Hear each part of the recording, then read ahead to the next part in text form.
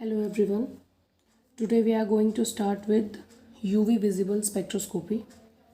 आज जो मैं टॉपिक आपको पढ़ाऊंगी ये बीटेक फर्स्ट ईयर के लिए है.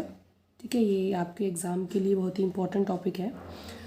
यूवी यानी अल्ट्रा वायलेट स्पेक्ट्रोस्कोपी. एक्चुअल में अल्ट्रा वायलेट स्पेक्ट्रोस्कोपी में क्या होता है कि कोई मॉलिक्यूल जब इलेक्ट्रोमैग्नेटिक रेडिएशन एब्जॉर्ब करता है और स्पेशली इन यूवी रेंज, ठीक है, क्योंकि हम अल्ट्रा वायलेट स्पेक्ट्रोस्कोपी को पढ़ रहे हैं तो हम यूवी रेंज की बात करेंगे.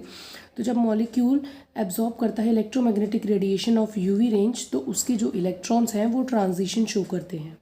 ठीक है, इलेक्ट्रॉन्स का ट्रांजिशन मतलब एक लेवल से वो हायर एनर्जी लेवल पे जाते हैं, लोअर एनर्जी लेवल से हायर एनर्जी लेवल पर जाएंगे. ठीक है, in UV spectrum of a compound gives information about its electronic structure. मतलब कि आपका यूवी स्पेक्ट्रम जो है वो हमें क्या इन्फॉर्मेशन देता है, किसी भी कंपाउंड का इलेक्ट्रॉनिक स्ट्रक्चर, जैसे कि पाई बॉन्ड उसमें कितने हैं, लोन पेयर उसमें कितने हैं, उसमें कॉन्जुगेशन प्रेजेंट है या नहीं है. इस तरीके की इंफॉर्मेशन हम यूवी स्पेक्ट्रम से पाते हैं. ठीक है, इस स्पेक्ट्रम में क्या होता है, ये स्पेक्ट्रम हमें मिलता है प्लॉट यानी कि graph between absorb light and wavelength. ठीक है, अल्ट्रा वायलेट स्पेक्ट्रोस्कोपी की जो रेंज है, जो रीजन है, वो 200 नैनोमीटर से 400 नैनोमीटर यानी 200 नैनोमीटर टू 400 नैनोमीटर होता है, जिसमें से 200 टू 250 नैनोमीटर को हम फार यूवी कहते हैं और 250 टू 400 नैनोमीटर को हम नियर यूवी कहते हैं. क्लियर है. इसके आगे, इससे पहले कि हम ट्रांजिशन के बारे में बात करें, हमें पहले बताना होता है कि जो इलेक्ट्रॉन्स, जिन इलेक्ट्रॉन्स के हम ट्रांजिशन की बात कर रहे हैं वो कितने टाइप के होते हैं. So there are 3 types of electrons. Okay, so first one is sigma electron. पहले हम बात करते हैं सिग्मा इलेक्ट्रॉन की. सिग्मा इलेक्ट्रॉन का मतलब है जब आप सिग्मा बॉन्ड बनाते हैं उसमें पाए जाने वाले इलेक्ट्रॉन्स सिग्मा इलेक्ट्रॉन कहलाते हैं. सिग्मा बॉन्ड यानी सभी सिंगल बॉन्ड सिग्मा बॉन्ड होते हैं. तो ये किन में पाए जाते हैं, जैसे कि जो आपके सारे एल्केन्स हैं जिनमें सिंगल बॉन्ड प्रेजेंट है वहाँ पे सिग्मा इलेक्ट्रॉन पाए जाते हैं, वो सिग्मा इलेक्ट्रॉन से हैं. क्लियर है. Next, pi electron. Pi electrons are found in alkenes and alkynes, यानी ऐसे कंपाउंड जहाँ पे मल्टीपल बॉन्ड्स प्रेजेंट हैं. ये जो मल्टीपल बॉन्ड है, ये जो पाई बॉन्ड है, ये आपके जो इलेक्ट्रॉन पाई बॉन्ड में प्रेजेंट है वो आपके पाई इलेक्ट्रॉन कहलाते हैं. क्लियर. इसके बाद चलते हैं हम एन इलेक्ट्रॉन यानी नॉन बॉन्डिंग इलेक्ट्रॉन्स पे. Non bonding electrons are those electrons in which do not participates in bonding. Means आपके इलेक्ट्रॉन जो कि मॉलिक्यूल में प्रेजेंट तो हैं पर वो बॉन्डिंग में पार्टिसिपेट नहीं करेंगे, जैसे कि लोन पेयर, इनको हम कहते हैं नॉन बॉन्डिंग इलेक्ट्रॉन. जैसे कि CnH2 पे, नाइट्रोजन पे लोन पेयर प्रेजेंट है, तो ये जो लोन पेयर है ये आपका नॉन बॉन्डिंग इलेक्ट्रॉन है. ओके, अब ये जो इलेक्ट्रॉन है ये किस तरीके से ट्रांजिशन शो करते हैं ये हम देखते हैं. ठीक है, एक्चुअल में ये जो ट्रांजिशन के लिए जो लेवल्स हमने देखे हैं वो 5 तरीके के लेवल्स आपके होते हैं. ठीक है, इसको हम 5 लेवल्स का नाम देंगे हम, जैसे कि सिग्मा है फर्स्ट यानी ग्राउंड लेवल आपका, जो कि लोवेस्ट एनर्जी पे है, वो आपका सिग्मा है. इससे ऊपर होता है पाई, इसकी एनर्जी सिग्मा से ज़्यादा होती है. उसके ऊपर नॉन बॉन्डिंग लेवल है, उसके ऊपर पाई स्टार यानी पाई एंटी बॉन्डिंग है, और फिर सिग्मा एंटी बॉन्डिंग है. सिग्मा एंटी बॉन्डिंग की एनर्जी सबसे ज़्यादा होती है. तो जो ट्रांजिशंस, पॉसिबल ट्रांजिशंस हम पढ़ेंगे या हम देखेंगे कि हमारे, क्योंकि हमारे 3 तरीके के इलेक्ट्रॉन हैं, सिग्मा इलेक्ट्रॉन है, पाई इलेक्ट्रॉन है और नॉन बॉन्डिंग इलेक्ट्रॉन है. तो जो सिग्मा इलेक्ट्रॉन है वो सिग्मा लेवल पे मिलेंगे, जो पाई इलेक्ट्रॉन्स है वो पाई लेवल पे मिलेंगे, और जो नॉन बॉन्डिंग इलेक्ट्रॉन है वो नॉन बॉन्डिंग में मिलेंगे. और जैसे ही हम इन मॉलिक्यूल्स को अल्ट्रा वायलेट रीजन में रखेंगे तो इनके जो इलेक्ट्रॉन हैं वो एक लेवल से दूसरे लेवल पर चले जाएंगे. तो चलिए देखते हैं कि किस तरीके के ट्रांजिशंस हमें देखने को मिलते हैं. तो पहला ट्रांजिशन हम देखेंगे सिग्मा टू सिग्मा स्टार, यानी sigma bonding to sigma anti bonding. यानी आपके मॉलिक्यूल में अगर इलेक्ट्रॉन जो है वो सिग्मा ऑर्बिटल में है तो जब आप उसे अल्ट्रा वायलेट रीजन में रखते हैं तो वो सिग्मा एंटी बॉन्डिंग में चला जाता है.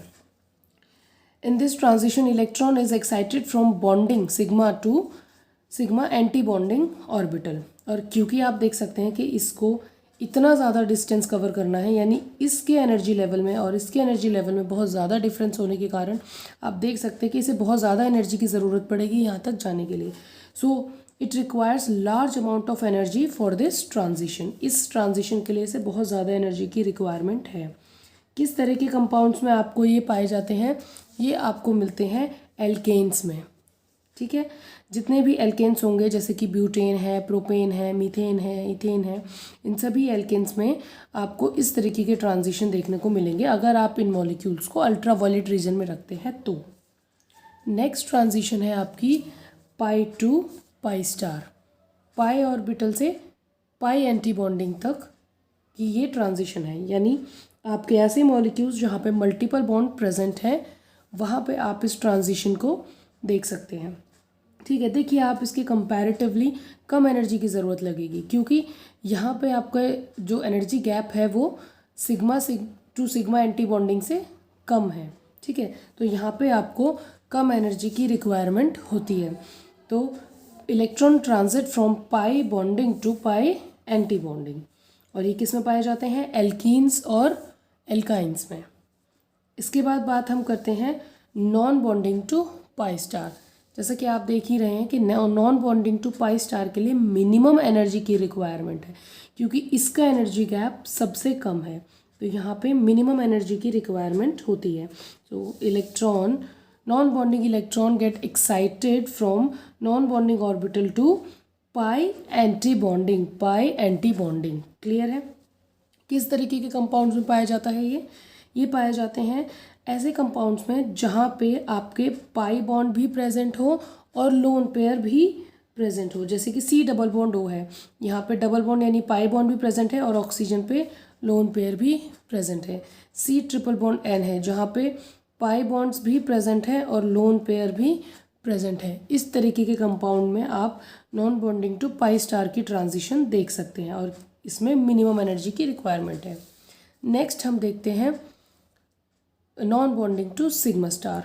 Non bonding to sigma star में कंपैरेटिवली हाई एनर्जी चाहिए non bonding to pi star की। अगर आप non bonding to pi star से इसकी एनर्जी को कंपेयर करें तो इसमें ज़्यादा एनर्जी की रिक्वायरमेंट होती है। यहाँ पे जो आपका इलेक्ट्रॉन है वो नॉन बॉन्डिंग ऑर्बिटल से सिग्मा एंटी बॉन्डिंग में जाएगा, नॉन बॉन्डिंग से सिग्मा एंटी बॉन्डिंग में जाता है, ठीक है। ये किस तरीके का कंपाउंड मिलेंगे? ऐसे कंपाउंड्स जिनमें पाई बॉन्ड नहीं होगा, सिग्मा बॉन्ड बना होगा लेकिन आपके मॉलिक्यूल के पास लोन पेयर भी प्रेजेंट होगा। क्लियर है ये बात? अब इसके बाद एक ट्रांजिशन हम और देख पा रहे हैं पाई टू सिग्मा स्टार या फिर आप कह सकते हैं सिग्मा टू पाई स्टार। इन ट्रांजिशन को हम फॉरबिडन ट्रांजिशन कहते हैं क्योंकि प्रैक्टिकली ये पॉसिबल नहीं है, इसीलिए इनको हम फॉरबिडन ट्रांजिशंस कहते हैं। चलिए ये बात तो हो गई ट्रांजिशन की। अब कुछ टर्म्स हैं जो हम यूवी स्पेक्ट्रोस्कोपी में पढ़ते हैं, यानी अल्ट्रावायलेट स्पेक्ट्रोस्कोपी में हम दो टर्म्स पढ़ते हैं, that is chromophore and auxochrome. Chromophore क्या होता है?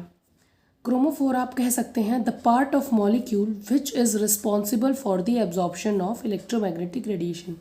यानी हमारे मॉलिक्यूल का ऐसा हिस्सा, ऐसा पार्ट जो कि इलेक्ट्रोमैग्नेटिक रेडिएशन को एब्जॉर्ब करेगा। यानी मॉलिक्यूल का कुछ ऐसा हिस्सा होता है, जो ऐसा पार्ट होता है जो इलेक्ट्रोमैग्नेटिक रेडिएशन को एब्जॉर्ब करने के लिए रिस्पॉन्सिबल होता है और उस पार्ट को हम क्रोमोफोर कहते हैं। Chromophore may and may not present colour और प्रोड्यूस कलर। मतलब आप कह सकते हैं कि जो क्रोमोफोर है वो कलर जनरेट कर भी सकते हैं और नहीं भी कर सकते, यानी ऐसा कोई कंपल्शन नहीं है कि वो कलर जनरेट करेंगे। अगर यही हम ऑक्सोक्रोम की बात करें तो ऑक्सोक्रोम्स क्या होते हैं? They do not absorb electromagnetic radiation. Clear?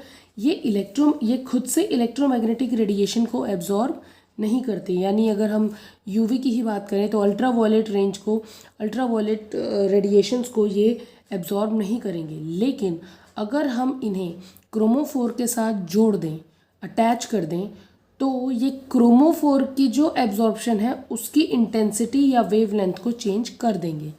यानी क्रोमोफोर जिस वेवलेंथ पे एब्जॉर्ब कर रहा था, अगर हम ऑक्सोक्रोम उसमें ऐड कर दें तो उसकी वेवलेंथ की एब्जॉर्प्शन ऑल्टर हो जाएगी, या तो वो ज़्यादा वेवलेंथ पे एब्जॉर्ब करेगा या फिर वो कम वेवलेंथ पे एब्जॉर्ब करेगा।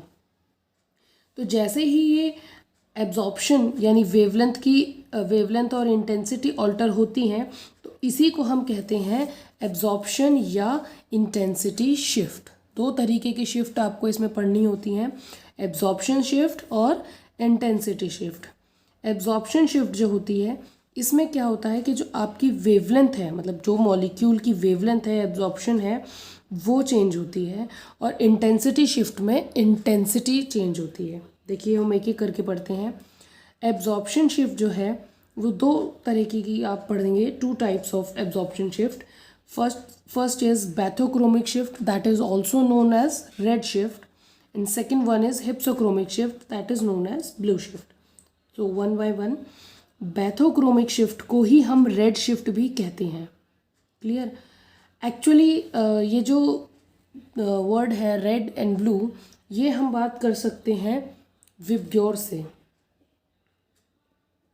आप सभी ने सुना होगा विबग्योर, राइट? विबग्योर यानी आपके रेनबो के 7 कलर्स, और हमें ये पता है कि जो वॉयलेट कलर है उसकी वेवलेंथ सबसे कम होती है और जो रेड कलर है उसकी वेवलेंथ सबसे ज़्यादा होती है।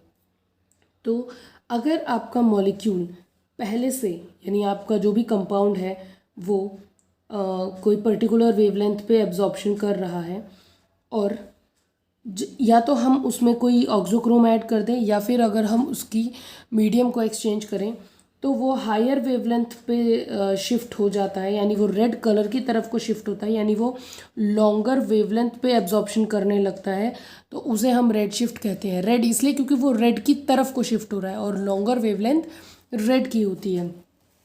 सो आप ये कह सकते हैं कि bathochromic shift, that is when absorption of a compound is shift towards the longer wavelength. For example, paranitrophenol जो है अभी वो 255 नैनोमीटर पे एब्जॉर्प्शन शो कर रहा है, और मैंने इसका उसके बाद मैंने इसका मीडियम एक्सचेंज कर दिया है, और अब इसका मीडियम मैंने बेसिक बना दिया है। तो अब बेसिक मीडियम होने के बाद अगर अब हम इसका पैरानाइट्रोफिनोल का अगर आप चेक करेंगे एब्जॉर्प्शन, तो वो 265 नैनोमीटर पे कर रहा है। यानी आप देख सकते हैं कि कितना डिफरेंस है 255 से 265, यानी वेवलेंथ बढ़ गई है, वेवलेंथ बढ़ गई है, लॉन्गर वेवलेंथ हो गई है, इसीलिए हम इसे बैथोक्रोमिक शिफ्ट या रेड शिफ्ट कहते हैं। अब बात करते हैं हिप्सोक्रोमिक शिफ्ट या ब्लू शिफ्ट की। ठीक है, हिप्सोक्रोमिक शिफ्ट या ब्लू शिफ्ट हम कह सकते हैं जब एब्जॉर्प्शन जो है वो शॉर्टर वेवलेंथ की तरफ शिफ्ट हो। यानी जैसे कि मैंने अभी आपको बताया विबग्योर में, अगर रेड कलर की तरफ देखिए, क्योंकि रेड की वेवलेंथ ज़्यादा होती है, लॉन्गर होती है, इसलिए वो रेड की तरफ को शिफ्ट माना जाता है, इसलिए हम उसे रेड शिफ्ट कहते हैं। अगर हमारे मॉलिक्यूल की वेवलेंथ कम हो जाए, शॉर्टर हो जाए, तो उसे हम ब्लू शिफ्ट कहेंगे। जैसे कि आप देख सकते हैं ये मॉलिक्यूल, ठीक है, ये अभी 280 नैनोमीटर पे एब्जॉर्प्शन कर रहा है। फिर मैंने इसका मीडियम एक्सचेंज कर दिया, मैंने इसका मीडियम एसिडिक कर दिया, तो अब जो है ये एनिलीन आपका 265 नैनोमीटर पे एब्जॉर्प्शन करेगा। आप देख सकते हैं 280 से 265, यानी इसकी वेवलेंथ जो है वो कम हो गई है। तो इसकी जो वेवलेंथ है वो कम हो गई है ना, 280 से 265। कम वेवलेंथ होने की वजह से, यानी शॉर्टर होने की वजह से हम इसे ब्लू शिफ्ट कहते हैं। अब इसके बाद आता है इफ़ेक्ट, हाइपरक्रोमिक इफ़ेक्ट और हाइपोक्रोमिक इफ़ेक्ट।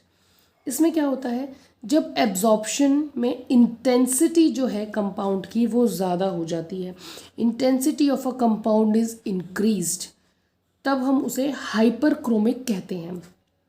फॉर एग्जांपल अगर आप इसको देखें, इसमें 257 नैनोमीटर पे एब्जॉर्प्शन है, और अगर इसकी एब्जॉर्प्शन 260 नैनोमीटर, यानी स्लाइट चेंज है लेकिन है, चेंज है, और जिसमें कि इंटेंसिटी बढ़ जाती है, तो इसको हम हाइपरक्रोमिक शिफ्ट कहते हैं। आप ऐसा कह सकते हैं जैसे कोई कंपाउंड ब्लू कलर का है, लाइट ब्लू कलर का है, और वो डार्क ब्लू शो करने लगे, राइट, क्योंकि अब इंटेंसिटी बढ़ गई है, तो उसको हम हाइपरक्रोमिक शिफ्ट कहते हैं। यहीं अगर बात करें हम हाइपोक्रोमिक शिफ्ट की, तो हाइपोक्रोमिक शिफ्ट यानी हाइपोक्रोमिक इफेक्ट क्या होता है, जब एब्जॉर्प्शन इंटेंसिटी यानी intensity of a compound is decreased, यानी इंटेंसिटी अब उस कंपाउंड की क्या हो गई है, डिक्रीज हो गई है, तो उसे हम हाइपोक्रोमिक इफेक्ट कहेंगे। ठीक है, आप इसको इस तरीके से भी देख सकते हैं, ये एब्जॉर्प्शन है, ये वेवलेंथ है।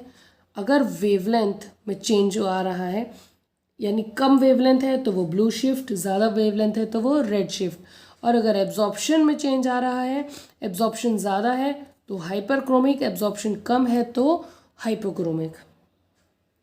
अब इसी के साथ हम टॉपिक को एंड करते हैं। पहले डिस्कस कर लेते हैं एप्लीकेशन।